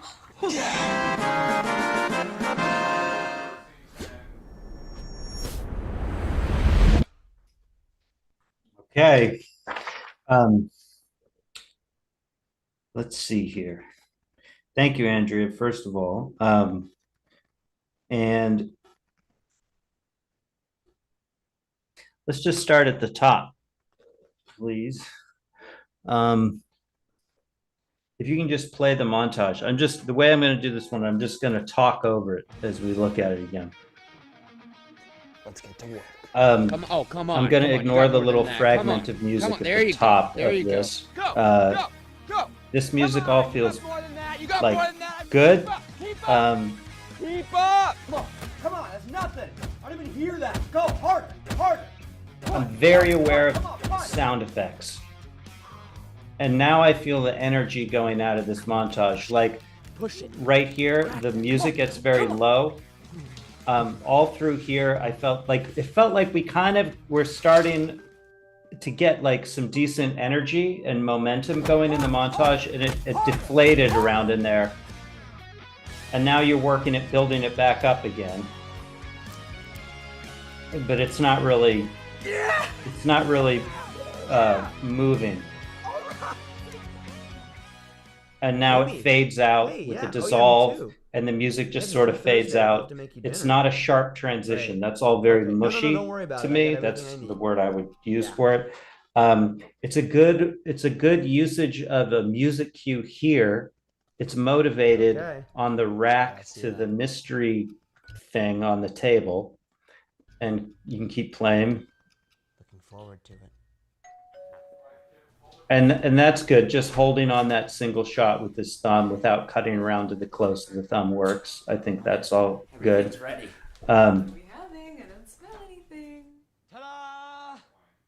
You might want to get a little bit more of her face drop. You like thumb might be wrestling? getting out of that Thumb shot a wrestling? little bit quick. I thought we were having dinner. Well, yeah, we are. After I got Hot Pockets. Come on, this is gonna be fun. I'm not so sure. Long on her at the end. There's like extra tail on the end of her there that's not helpful. And then you're missing a joke. Kind of goofy, but The joke of her saying, "I can see that." I always thought that's like a funny moment in the scene, and we're playing it off camera, not on her. And it's a good moment from her that should be on camera. Can I ask you a question, Josh? Yeah. This cut, there's like, you have these elements like the crowd and the microphone and you can kind of use the close-ups and like be in that world and have sound effects and make it kind of fakey real, or you can show that it's fictitious in this shot. And this cut used a lot more of the like showing that it's fictitious and not trying to make it look real, especially in the beginning. I'm curious how you would have played it. If that makes sense. Like watch when he pulls the audience out. Jake's right hand. Jake's thumb. Like, yeah, like not going to a close up of the thumb and then showing the I mean, I agree with what I what you seem to be implying, which is that the curtains aren't matching the drapes, kind of like with the to me that makes it less cringy. Like, I think he should be. I wouldn't play any of that stuff, any of that sound effect stuff personally, unless we're going into a corresponding kind of visual language with it. And if we're going to not do that, then I think it's almost. I could be wrong because I haven't tried it, but I would try just keeping him in that wide shot, doing all the crazy stuff dry. Because anytime you put sound or music on something, you're telling us how to think. You're holding the audience's hand in some way, which can be great, but also in a scene like this, it might be more cringy and awkward if we don't have that help. He's just left in this kind of wider shot doing these wacky things. That might be funnier and more uncomfortable, rather than trying to gild it to the degree that you're gilding it with all of the sound effects stuff. Save the sound effects stuff maybe for later, once they get into the meat of the match. Yeah, that's how I think about it. And it's hard to know. Like, she has this reaction where she's to the thumb, where she kind of likes this, like his awkwardness, right? She kind of is Yeah. into it. And it's like, is it better that he's in this kind of cringy, dry shot, or is it better if you use the close up of the thumb coming out with the sweatshirt, and which one pulls her in more? Yeah, I mean, she has to come around.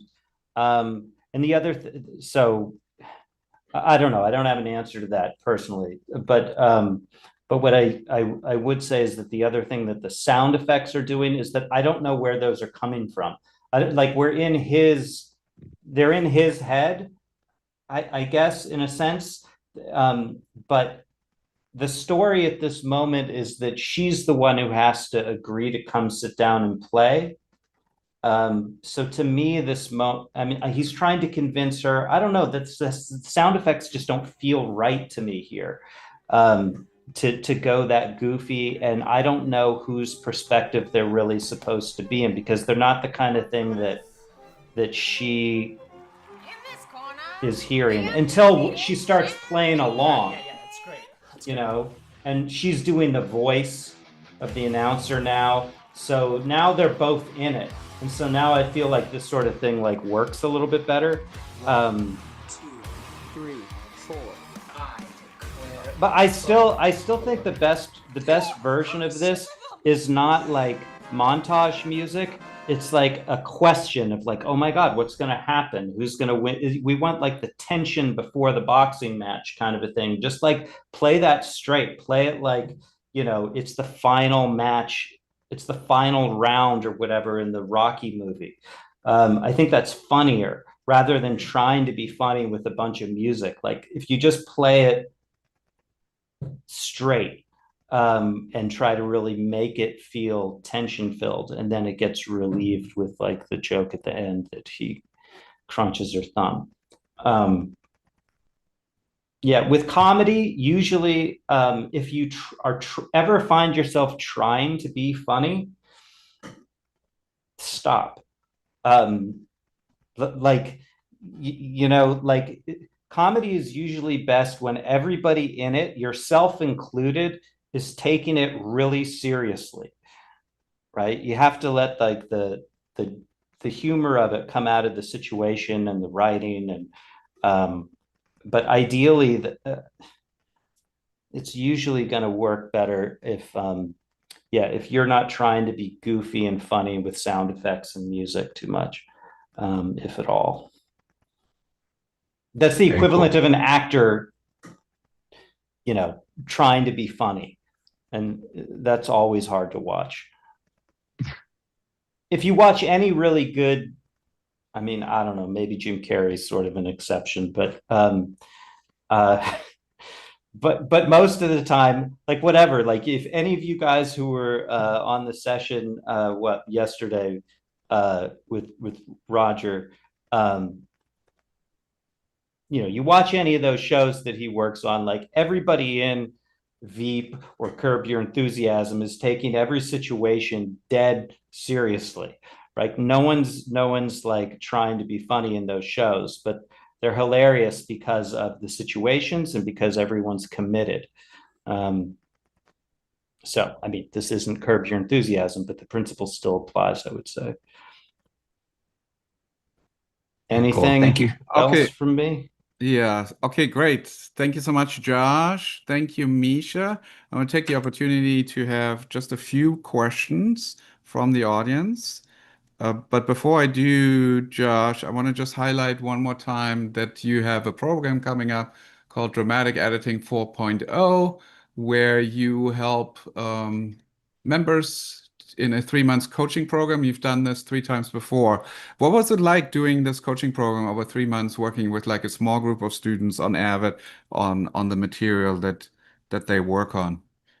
I love it. It's really good because I mean, I have my own personal reasons for doing it. I feel like having to, it's not easy. I've been doing this for many years, editing for many years, and it's not easy for me actually to just sit down like I've been doing here this past hour and a half, whatever, and like giving notes. It's not always apparent to me to be able to articulate why I feel like something works or doesn't work. So it's a muscle that that needs to be exercised on my end. So I really enjoy doing it for that reason, because most of the time, most editors, I'm sure you've all experienced yourself, you kind of need to roll up your sleeves and start messing with it. Because it's not always like an intellectual process, right? Like you have to be like, well, let me play with this scene and see what I can do with it.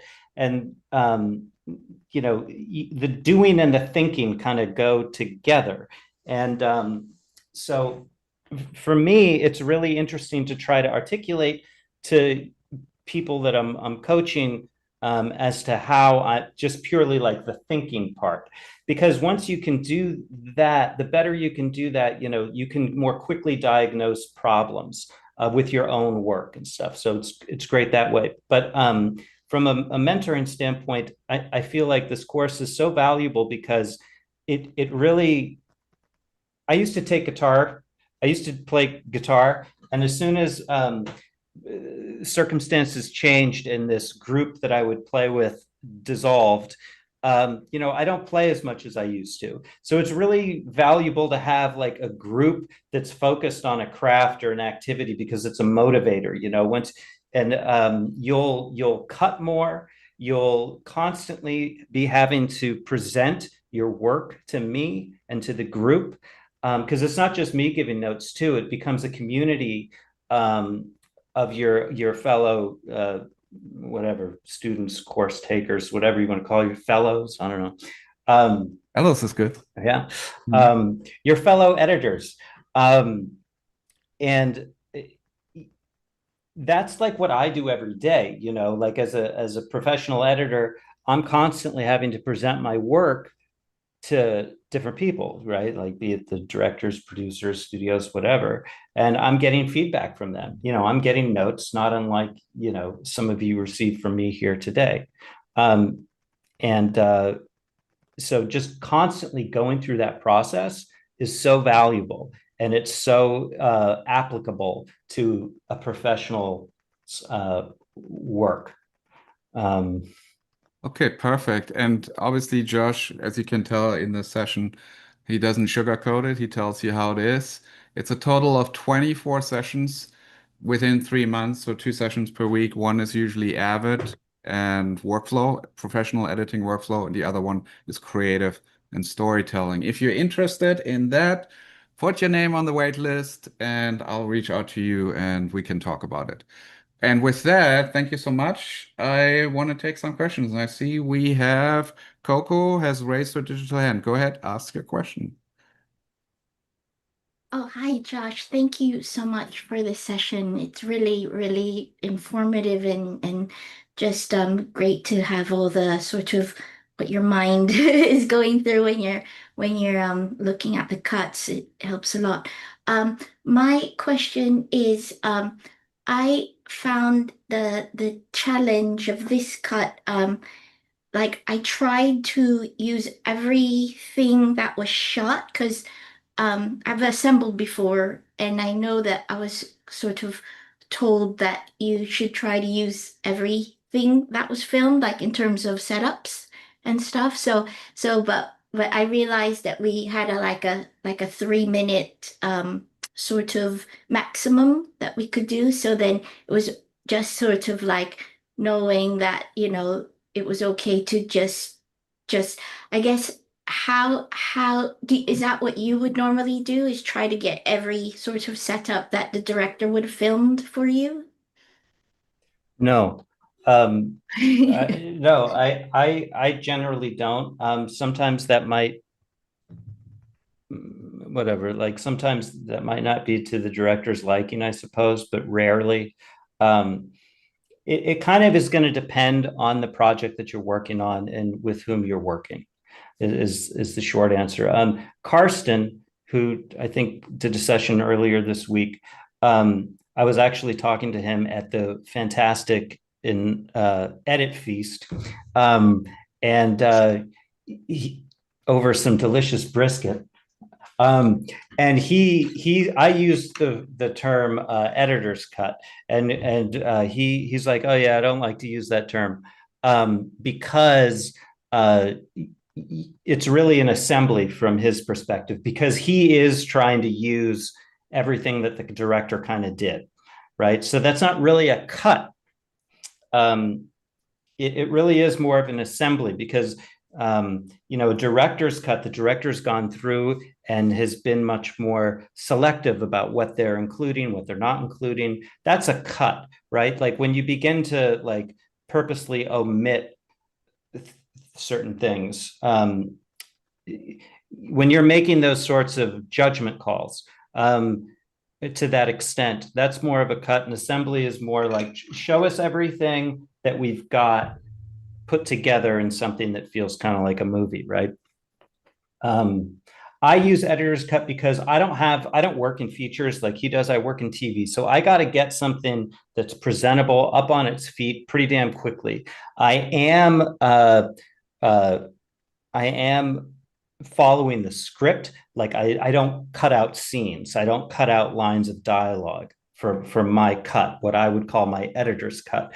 But I do not typically feel compelled to include everything that the director shot in terms of setups. And the reason for that is just because in TV, the director isn't king, the showrunner's king.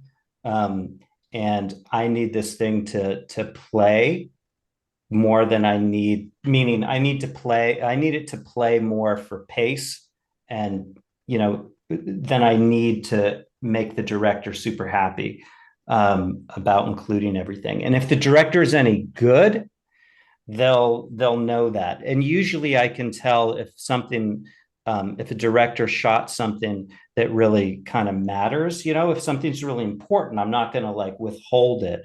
If it looks like they went to great pains to get it, and it there's a good argument to be made for including it, I'm going to include it. It's not like I'm going through the cut looking for things not to include, but I'm going to omit certain things if they're just like, look, we don't need another crane shot to open the scene, right? Because we're in the middle of the show and I'm going to wait like 30 seconds now for this crane to drop down just because the director, whatever.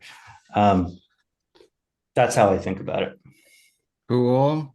We have one question in YouTube. If anybody has a question here, please raise your digital hand. And this one is about your headphones. What headphones are you using? My big hot headphones. DT770 Pro, 32 ohm, they're dynamic, I guess is what they are. Okay, and they're any good? They've been good, yeah. I mean, I never mix with headphones really. I try to always use my speakers and stuff, but sometimes I'm working on sex scenes or someone being murdered or something horrible that the rest of the house doesn't need to hear. So, Yeah, good. One last question that I'm seeing, and this is actually for the dramatic editing program. You're asking how much it costs. If you go to that link, thisguyedits.com/dramatic, in the FAQ, there's an idea of what the price is. But sign up. Let's talk about it. It's worth it. It's a really good experience, I think. If you talk to anyone who's done it, I think they'll say it was worth it. The fact that we're doing it for the 4th time, I think, should tell you that people like it and it's happening. All right, good. We're getting to the prizes. So first of all, I want to point out we had 4 other students that thought that they were going to have their scene reviewed today. I'm sorry that we didn't get to them. Actually, it's 5. Matt Damon didn't get to it as well. Anyway, Marion, sorry, Cassidy, Recton, and Bill, you're still eligible for the prizes I'm giving away. I'm going to give away 4 prizes. And Josh, you're going to give me a number. So the prizes are, we're starting with a mug. This guy edits. Then we do a cap. And then we're going to do a stream deck, which I have here, which I really, really recommend. I use it for 3 things. So it has way more buttons, but the 3 buttons that I use it for are really helping me with the editing. And then if you're not a studio member, I'm going to award you a yearly enrollment in the studio if you happen to be a studio member already, then I'm going to give you 2 books from Raja Naigat, the ones that he wrote as a prize as well. That's more valuable in terms of, no, it's not more valuable. The studio is more valuable, but it's still to be valuable. I don't want to undersell the studio. Okay, good. So you're gonna give me 4 numbers from 1 to 12. Just random numbers you're gonna pick. And I actually randomized the numbers that I have associated to the names. Okay, I'm gonna go with 2, 7, 6, 11. 2, 7, 6, 11. So the mug is gonna go to number 2, and that is Candace. Candace, you've won the mug. You already have my email. Reach out to me. I'll send you a mug. Congratulations. Congratulations. Number 7 is Fotis. Fotis, you were in here too as well. You're gonna get a cap. Send me a message. I have your email, so I'll send you a message. How's that? Good. And then the Stream Deck. That's number 6. And number 6 is Marion. Marion, are you in the room? Nice. Congratulations. You can I'm get a here. Stream Deck. Thank you very much. Awesome. You bet. In what country are you, Marion? Austria. Austria. Okay, Austria. great. I think we can make that work. I think they have Amazon over there. Awesome. Awesome. Thank you. You bet. And then this is going to somebody who's not a member of the studio, and that's Andrea. Andrea, are you in the room? Yeah, you were, right? I saw you before. Yeah, I am. Thanks. You bet. Congratulations. You get 1 year of being a member in the studio. You get to hang out with everybody else, and you get to build your editing career in the right direction, cutting narrative feature, documentary television. Is that something you're interested in? Yeah. Perfect. Good for you. Congratulations.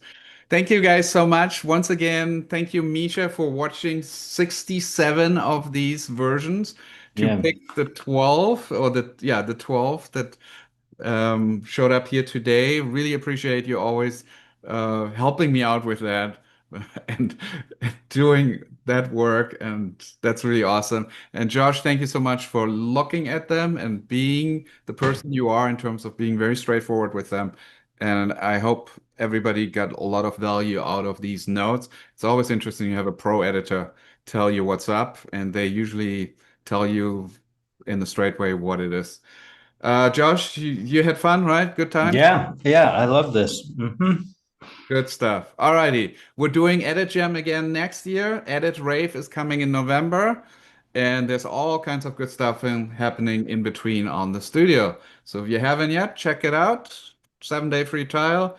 Thank you again, and I'll see you on the next one. Cheers, everybody. Thank you, everybody. Open. Thank Bye, you, everyone. Misha. Thank you, Sven. You bet. I'll keep the chat open and I'll play some music so that if you have any last questions, all that good stuff, feel free to ask them. I'll be hanging out in there for a couple of minutes. Cheers, everybody.